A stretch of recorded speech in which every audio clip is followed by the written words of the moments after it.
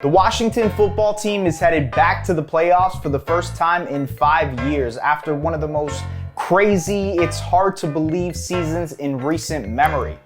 It was a roller coaster ride for Washington and its fan base, from the team changing its name to controversy and infighting amongst ownership to a coach undergoing in-season cancer treatments to cutting their first-round quarterback in the season's final weeks and relying on a veteran whose leg nearly had to be amputated 2 seasons ago after a devastating injury. Oh, and they only won 7 games. So just how did the Washington football team come to claim the NFC East title?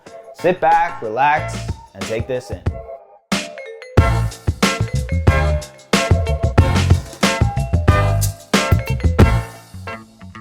Coming into the 2020 NFL season, no franchise had endured as much chaos as the Washington football team.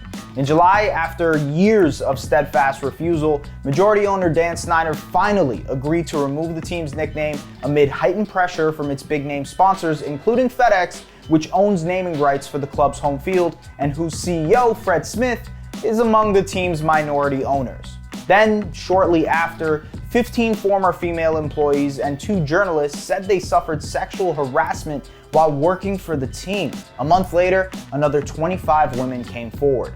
And in December, it was revealed the team paid $1.6 million as a part of a court settlement to an employee who accused Snyder himself of sexual misconduct.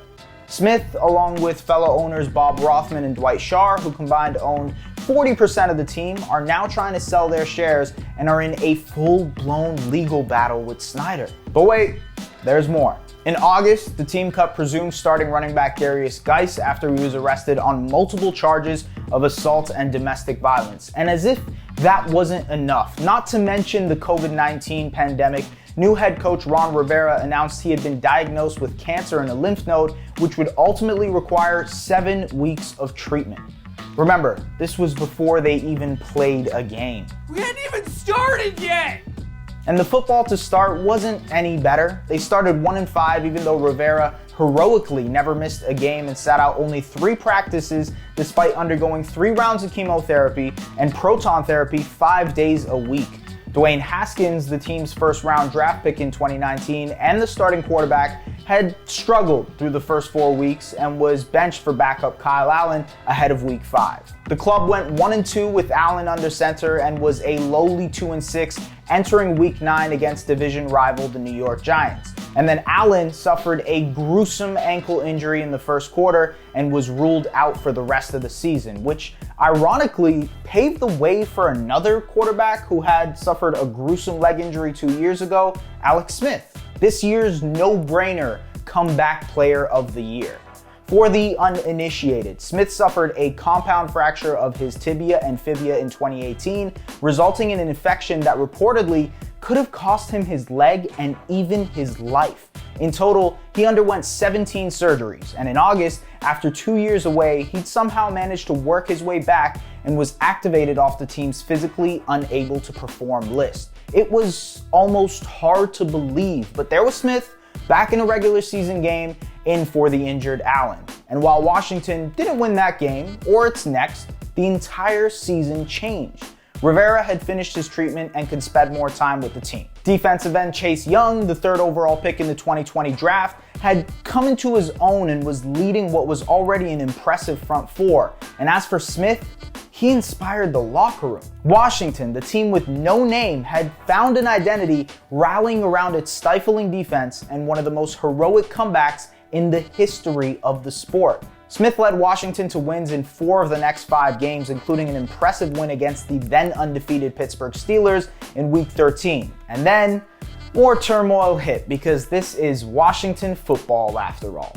Smith was sidelined with a calf injury, forcing the team to turn back to Haskins, who not only underwhelmed in back-to-back losses in weeks 15 and 16, including being benched for practice squad QB Taylor Heinicke, but he was photographed maskless at a party with strippers. What an idiot!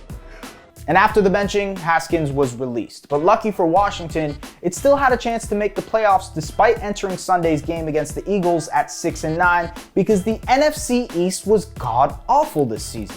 The Cowboys had been missing star QB Dak Prescott since Week 5, The Giants are still working through a rebuild, and the Eagles, well, they just couldn't seem to do anything right. One game ahead of the Giants in the division, Washington just needed a win to get in. The 36-year-old Smith threw for 2 touchdowns and 162 yards, and Washington did just enough to escape with a 20-14 victory. And for any Giants fans who are mad that the Eagles essentially threw that game by benching Jalen Hurts for Nate Sudfeld in the fourth quarter, Ron Rivera does not care. Washington is the 3rd team to win a division title with a losing record in a full 16-game season.